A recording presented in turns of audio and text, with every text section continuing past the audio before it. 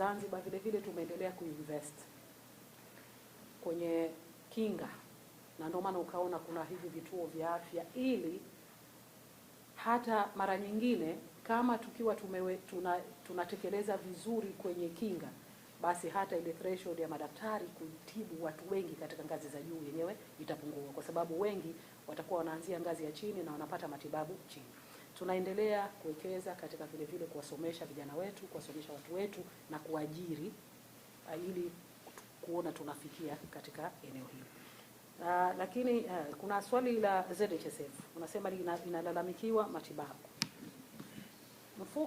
Mfuko katika utaratibu wa kawaida kunakuwa kuna vifurushi ni kwamba kuna basics, yale maradhi ya kawaida unatibiwa, lakini kuna mambo makubwa zaidi ambayo inabidi kwa namna yoyote uweze kuongeza katika hali ya kawaida. Specifically sijajua changamoto iko wapi, lakini kwa mfano mtu wetu katika hali ya kawaida, kwa hapa kwetu mfuko wetu wa ZHSF, kwa mfano mtu amekuwa na maradhi ya labda dialysis ambayo ni gharama kubwa sana, bado mfuko wetu unamtibu. Lakini kwa mfano ukiwa una changamoto ya kansa, zile screening za awali ambazo na zenyewe zina gharama, bado mfuko wetu unaweza kubeba.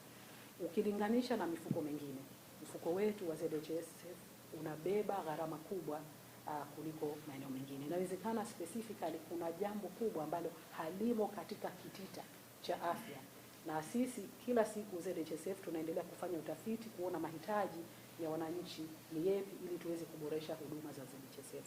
Kwa hiyo yes, wananchi wasiendelee kulalamika tu, wafahamu kwamba kitita cha ZHSF ni kutibu maradhi yale ya kawaida, lakini tuna maradhi yale mengine non communicable disease, kwa mfano figo, ndio kama hivyo kwenda kufanyia dialysis, bado mfuko wetu unahudumia. Screening za awali za kansa ambazo tunaweza kuzifanya hapa, pamoja na gharama nyinginezo tunazibeba, na maradhi mengine. Lakini inaweza ikatokea ukenda kwenye extreme kwamba maradhi si ya kawaida ambayo hayamo katika kitita, lakini tunaendelea kufanya kazi jambo hili. Kwenye hospitali zinajengwa ndio, lakini kama tulivyosema awali kwamba tunajenga hospitali, lakini vile vile tuna changamoto ya madaktari. Na hii kwenye hili tunaangalia namna gani tutakuwa na utaratibu wa kuajiri vijana wetu ambao wanamaliza masomo yao katika vyuo vya kati na vyuo vikuu, na kwenye sekta ya afya, kwa sababu ni huduma inayoendelea, basi watakuwa katika soko, kwa maana kwamba kuajiriwa. Kwa hivyo yes, tunajenga kwa indhari ya kuwa vile vile tunajua kwamba kutakuwa kuna mahitaji ya wafanyakazi, na ndio maana ukiachia ajira tunawekeza vile vile zaidi katika mifumo ya afya, tunawekeza vile vile katika mifumo ya rufaa.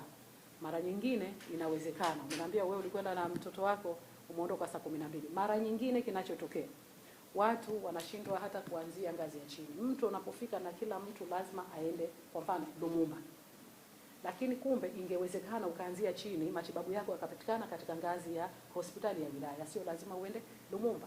Na utakuta watu wengi na Lumumba, ukishakufika hospitali nyingine basi hawakurudishi, inabidi lazima usubiri.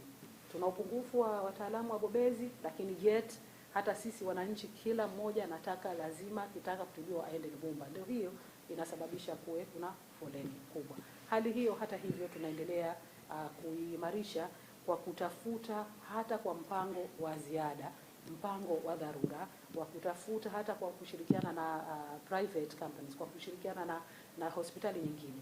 Tunaendelea na zoezi hilo la kutafuta madaktari bingwa popote pale walipo, ili kuondosha hii changamoto ambayo kwa sasa tunakuwa tunaiona. Naomba nijibu swali la mpango wa dharura.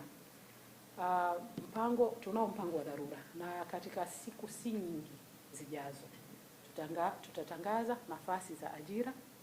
Karibu vijana wetu 1300 tunawahitaji, tutawafanyia mchakato kwa ajili ya kuwaingiza katika kutoa huduma za afya. Hawa wengi tutawaweka katika ngazi yetu hospitali za chini kwa maana dispensary na vituo vya afya kwa ajili ya kwenda kuimarisha utoaji wa huduma kule. Na investment hii kama tulivyosema tunafanya katika ngazi ya chini ili kupunguza mzigo kule juu. The more tunapokuwa tuna upungufu huku chini ndio mzigo unakuwa mkubwa katika hospitali zetu za juu. Kwa hivyo tunakaribia sio muda mrefu inshallah tukijaliwa tutatangaza nafasi katika kada mbalimbali karibu nafasi 1300. Tuna encourage Wazanzibari hususan kwa sababu tunataka sasa watu katika maeneo mbalimbali ndio wao wanatoa hizo huduma. Hatuwezi kutafuta mtu ambaye pengine eneo ya mbali anatoka nje Zanzibar kuja kumemploy hapa, halafu inakuwa usumbufu katika kufika, katika kumpata na vitu vingine kama hivyo. Kwa hiyo tutakapotoa hayo matangazo, basi tutaomba sana vijana wetu waombe, tutakwenda katika mchakato huu wa ajira. Miradi ya COVID hususan katika sekta ya afya ndio kama tunavyoona tumejenga hospitali 11 za wilaya kupitia mradi ya Lumumba. Na hii sasa ndio maana serikali kwa kushirikiana na sekta binafsi, kwa kushirikiana na washirika wa maendeleo, Benki ya Dunia na wengineo, tunaendeleza ile investment ambayo ilifanyika katika kipindi kile ambapo tulipata fedha zile za COVID. Kwa hiyo impact yake tunaiona angalau sasa hivi. Mara nyingine tunapata cases hata watu wanaopelekwa katika hospitali ya Lumumba kwa mfano wanakataa kutoka, washapona, wanaambiwa sasa time ya kwenda nyumbani, wanasema bado kidogo, mimi jamaa zangu hawajaja kunichukua, they want to stay there. Na kwa sababu despite ya changamoto zilizopo bado huduma zimeimarika kwa kiasi kikubwa kuliko vile ambavyo ilivyokuwa nyuma.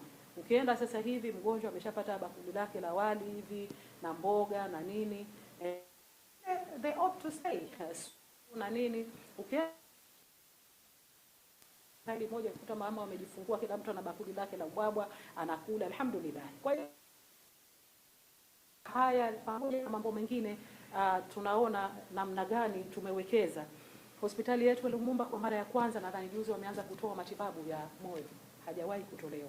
Tuna cath lab nzuri sophisticated na mashine kubwa pale katika hospitali ya Lumumba. Na hii kabla haijaanza wakati tunaweka vile vifaa tayari kuna wagonjwa 12 wako kwenye foleni wanasubiri, na alhamdulillah juzi tayari matibabu hayo yameanza. Kwa hiyo tunaona namna gani investment katika sekta ya afya ilivyofanyika na matunda yake tunakuwa tunayaona.